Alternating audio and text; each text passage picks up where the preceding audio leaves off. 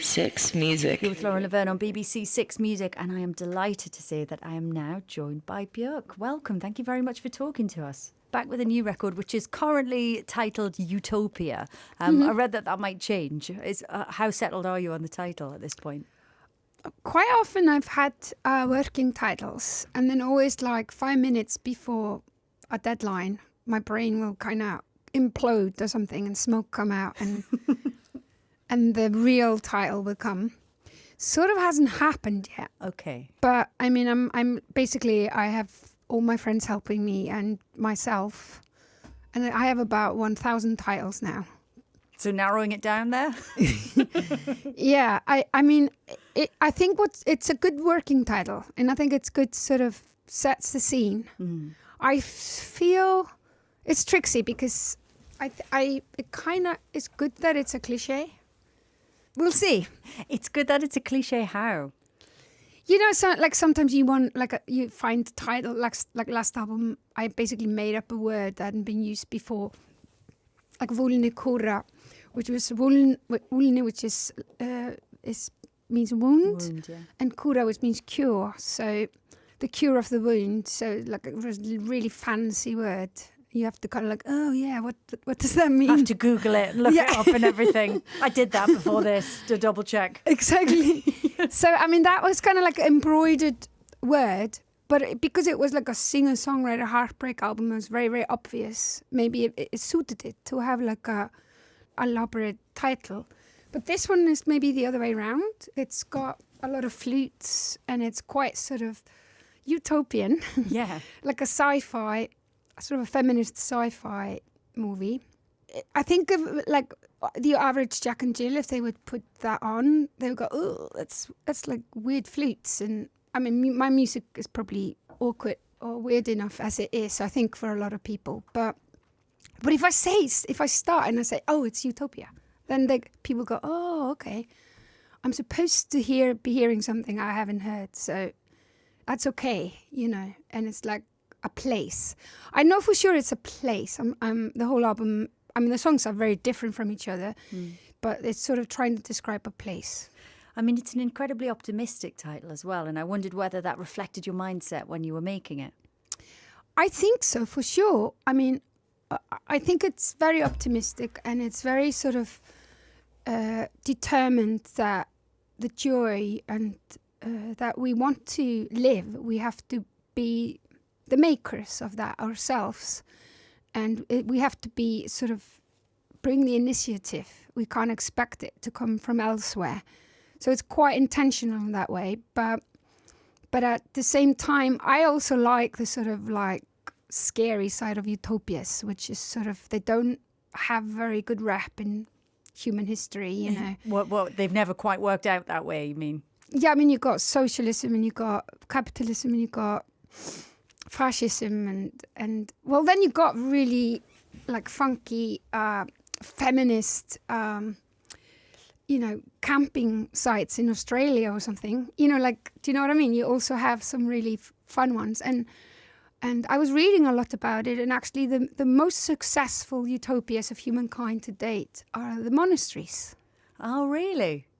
Because they really knew how to build buildings that actually would last, you know? Yeah.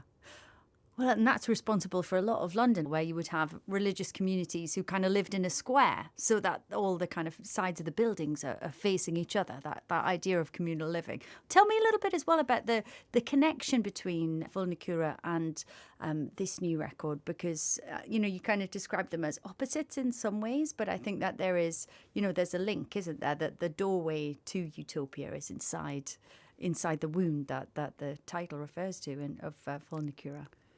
Yeah, I mean, it is the polar opposite, at least when it comes to my world.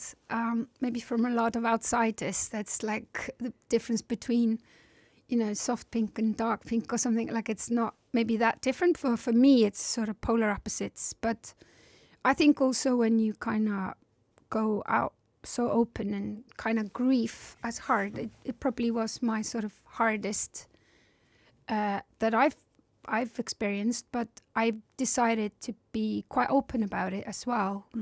And then you kind of like, when you've grinded on the ocean floor for a bit. I mean, the only way is up, really.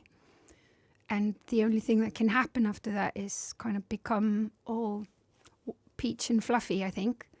But I mean, I think that's like gravity. It's like human nature. On a musical level, I did both albums with Arka, a musician. And the first one, I kind of had written most of it and recorded the string arrangements. And he came in afterwards, kind of like me being a little bit bossy backseat driver. And then we ended up that album writing a song together called Not Cat. After that, we were like, okay, we've done grief. Let's have fun and not be burdened by this kind of heartbreak saga. And just personally, I discovered like an incredible musician, and on the highest degree. And I just really felt really blessed and spoiled that he was up for doing stuff with me, and I felt we should just see where that would take us, like just kind of go and just shoot an arrow out and see where me and Arka would overlap as musicians. And so I think it sort of came from sort of almost like a playfulness of sort of musicianship, and also backing each other up, so you kind of encourage each other and kind of make braver decisions, I think. I was just finishing biophilia and just done like billion apps and hanging out with the most interesting selection of humans, which is app builders from the age of 15 to 80 around the planet. And David Attenborough, who was doing the introductions. I mean, let's not forget him. What? That was a gang and a half. So I literally, he contacted me, and I was actually doing the last Biophilia show, which was filmed here in London. And like a week before, Arka contacted me, and I was like, yeah, let's meet up. Like, which I never say because I'm always got 1,000 things to do. And I was like, oh, by the way, do you know somebody who can DJ in a week in the after party? Because we're going to get plastered. It's the last gig. And he's like, well, suggested some people. And then there was a second email. I was like, can I do it? And then we literally met for the first time behind the decks in this kind of tiny bar in East End. And basically just DJ'd back and forth for 6 hours or something with a choir from Biophilia singing. Singing and drinking, presumably. Yeah. The plastering had to happen. It was taken care of. And then he came to Iceland, and then just for a week, and then he came again, and then he came again, and then, it's not really a recipe. It's pretty organic. Does there have to be kind of a playful tension as well? Because I'm interested in your description of yourself as a bit of a backseat driver to some extent, that, you can kind of say, oh, no, actually, I want to go this way. I want to try this. And presumably, he can do the same. Yeah, for sure. I mean, he's done 3 albums of his own. And last album he sang on. I mean, there were maybe, 60% of the songs on this album I first wrote and arranged and kind of like was recording flutes and rehearsing for months. And he would kind of come into them afterwards. But there are also a few songs on this album where the starting point was music that he had written. And then there are a couple that are similar to Not Get, where we kind of took 2 songs we both written and did like a mashup, if you want. And what about the visual side of this record? Because, obviously you embrace technology and visual art and ways of representing your music and accompanying your music and exploring those things creatively. Is that a separate process for you? Does it start to happen when you're writing the music? How does that work? And when do those kind of visual elements come in? Because we've obviously already seen the video for The Gate, which is extraordinary. It's like anything in life, like friendships or whatever. You have usually like few people you feel extremely close to, and then next year there'll be other 3, and it's not for any particular reason. It's just things fade in and out, the tide or the moon or whatever. And I have the same with visual collaborators. Like we are kind of reading each other's minds, and then we almost don't have to speak sometimes, and then you just feel there's some chemistry there, and that there is some seed that you've planted that would, some fertile stuff will come out of. Like, for example, The Gate, the video that came out. I don't even know when we started talking about that with Andy, me and Andy. I mean, I think a year and a half ago. So this is Andrew Thomas Hwang and, Yeah. and then James Merry, who created the masks, which are people see in the video. Yeah, James Merry, I mean, we see each other all the time. We worked together for 8 years, and he lives in Iceland, and we hang out all the time. And his job title keeps changing. I keep trying to sit and have coffees and decide, okay, so what's your job title What is now? it at the minute? Where are we at right now? We decided that he would be co-visual creative director Oh, I like that. with me. That's good. Yeah. And it's just the two of us, but we obviously got badges.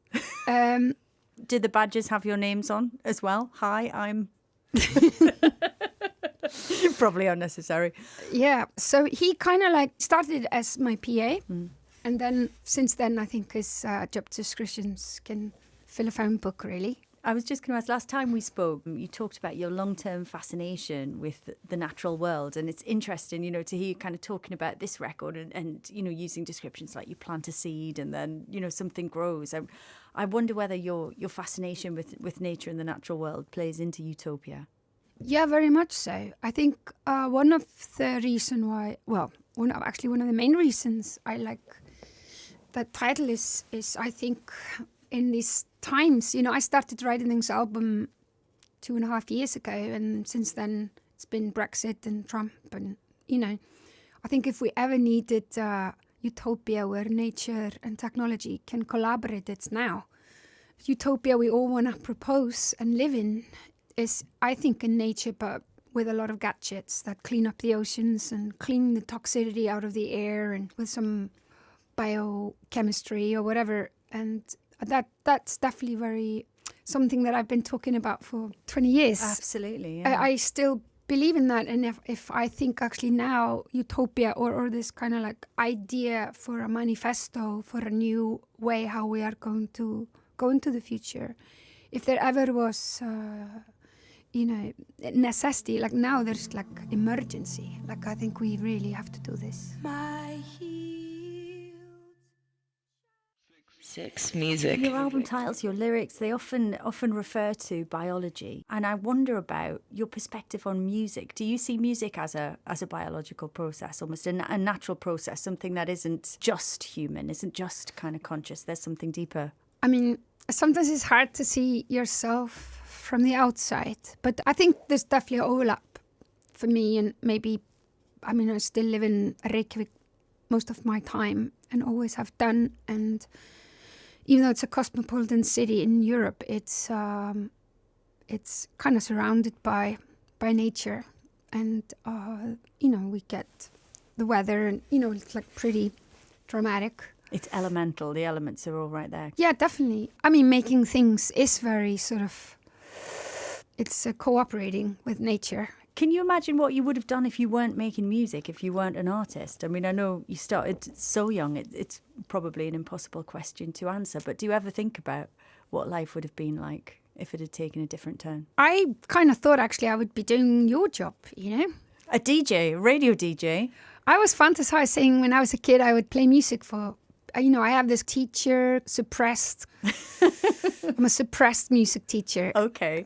And I wanted to have a radio show where I would tell people about music they hadn't heard.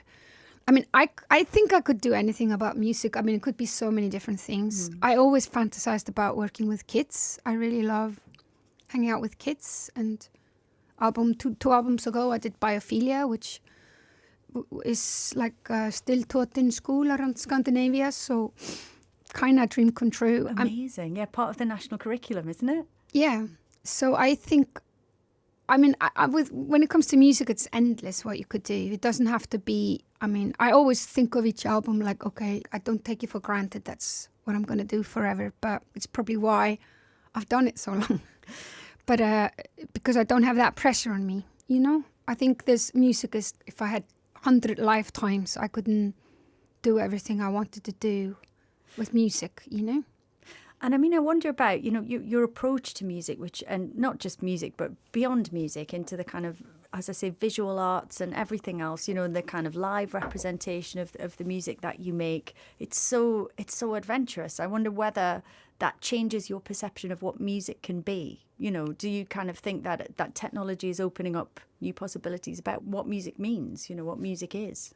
I think it's more about, instead of, okay, here's the format, this is how it's supposed to be. Okay, here's the CD. That should last for 1,000 years. And we have to remember that things like pubs where gigs are, or CDs, or, these ways of how we consume music, that's not the norm. That was just a suggestion. And I think it's more important to go from the other way, like listen to the music and how would you like to hear this favorite singer of yours? Well, I would love to, stand next to them in the tube and they would sing to me inside my ear. Or I would love to be swimming and then come out of the water and there'd be a choir there, and that's not wrong or right. Yeah, I think the sort of generic concert situation is not, it's convenient for some things, but I don't think it's the only way. I mean, I can't think that you'll have any trouble with it because, you are always at the forefront of new ways of doing things. And obviously, we know you as someone who's so richly creative and imaginative. And I was thinking about it and wondering whether there's ever been a period where, you haven't felt like that on the inside. Like the world has always seen you that way. I think we, those of us who've been following your music through your career, that's how we feel about you as an artist. But have you ever gone through a period where you felt unsure about what you wanted to say or where you wanted to go next, or suffered from any kind of creative block? Thank you very much. I'll start to... Thanks for the compliment. I think it has its downside. I mean, I wish there was like 5 of me to do the things I want to do. My weakness is I run out of energy to do all the things I want to do. Okay. So in certain ways, you could say that I'm greedy. I'm probably too greedy for someone who has only one body. But I mean, I don't think that's necessarily. It's like anything. It's good and bad. It has its downside and its upside. And I think sometimes I get impatient, and I get too impatient to execute the idea because my head is on to the next thing. So I have to kind of slow myself down. Yes. So that's me like revealing my biggest weakness to you. But it's like anything, it's depends what you look at it, if it's good or bad, Speaking of looking back, obviously you don't do that a lot. I appreciate that, and I can imagine, with all the work that you do, you're always moving forward. But I know that Homogenic turns 20 this week, and I wondered whether you'd kind of thought about that anniversary and how you remember that album, how you look back at that album, if you ever do. When I tour, I try to, because I have a different band for every tour. And like last tour, I was really spoiled because I had 30 string players. And the tour before that, I had the choir. So I tried to sort of find my old songs that would be interesting enough to arrange them for those instruments. So I will check out my old songs for that. And I definitely included some Homogenic songs on this tour, Vulnikura tour I did, in sort of new arrangements, if you want. But I mean, I've heard it so many times, so I try to hear it as few times as possible. Because obviously the process of mixing it and arranging it and everything makes you hear it so often, you almost go numb for it. So I just try to keep my ears fresh. I never sort of listen to my own music much. What are you enjoying listening to? I mean, I wonder about taking inspiration in from other artists. Are there any kind of artists that you return to a lot? Yeah, I mean, I'm going to just come out with some random answers because I could sit here for an hour just counting out names. Just be instinctive about it. That's it. Just speak from the heart. Okay. I mean, I'm in love with Kelela. I think she's incredible on every level. There's a place you host. I love Serpent with Feet. I really like. It's incredible, yeah. I like him a lot. Anoni. I think she's total genius. I mean, I like a composer called Björk who's from Switzerland. I love Rihanna. She's the best. Don't say that you I don't know, like when to stop, to be honest. Well, that's a good selection that you've given us there. Lots of, and many artists that we played in the mix on the Six Music. Yeah. And obviously, Utopia, this beautiful, optimistic and wonderful concept. How hopeful are you about the state of the world in general? And what do you think the role of the artist is in getting things to a better place? I think hope has never been as important. I think it's really like just to close your eyes and then just imagine that we are going to make it alive is tough. But I think that's why we really, really have to do it. But I mean, every day there's news about people who are, 15-year-old boy who invented some biochemical way of cleaning up the oceans. So I think it's going to be something that maybe my generation can't even imagine. There's going to be some way it's going to flip, I think. I mean, it won't be the world of 19th century or the 20th. It'll be a new world with definitely fewer animals. But I think there definitely is a way forward. But like I've often said, and it's a good reminder, especially since we're here in London, that there was a moment when the coal was warming up this city and people thought, oh, black smog and tuberculosis. I mean, that's just future.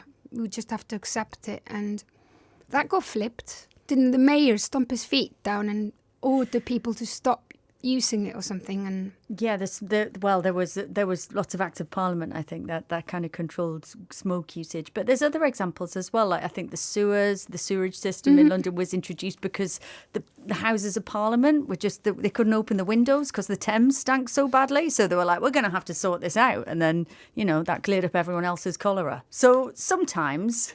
Yeah, that sounds familiar. These things kind of happen in an unexpected roundabout kind of way. I think it's going to happen. I think this generation is it's going to happen.